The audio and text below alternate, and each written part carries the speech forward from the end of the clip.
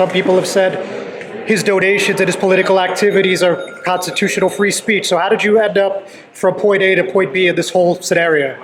I would go a step further, John, and say that his responsibilities in government, in our office, where he was an at-will employee, not civil service protection, not union protection, was dealing with a lot of the diversity issues around Jersey City. And being that he no longer can fill that job because of lack of trust, I feel pretty comfortable that we're in a okay place. I feel certain we're in a okay place. So, no issues on that. Let me just say, she lost yesterday fairly overwhelmingly. And up to a week ago, John would articulate that they were under the impression, he in particular, speaking to his sister, that they were going to win. So there is something redeeming in the fact that that was rejected clearly by the people of Missouri, where she was running for office. As I think the Jersey Journal covered yesterday, it's bittersweet for me. My conversations with John last week focused on how his sister has made herself unemployable for the rest of her life, because nobody would ever hire somebody that says that sort of vile things, and things last forever on the internet.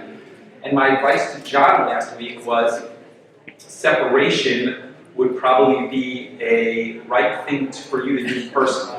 Through Monday, I did my best to get him to the right place. I did my best to tell him on his own volition he should volunteer to write a statement. As you could see, I shared. He asked me to write the statement for him, and I said it wasn't my place. It needs to come from him on how he feels about the issue. But the sad part for me is that he knows my kids. If I told them that John was coming over today, they'd be very excited. He knows my wife. He's been to my house probably 30 times.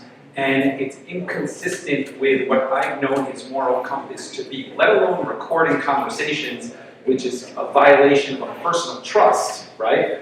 That is one aspect of it, but being supportive of his sister in that situation. And now, there's one thing to say, hey, I love my sister. Of course you do, right? But there's another thing saying I'm supportive of her vile activity.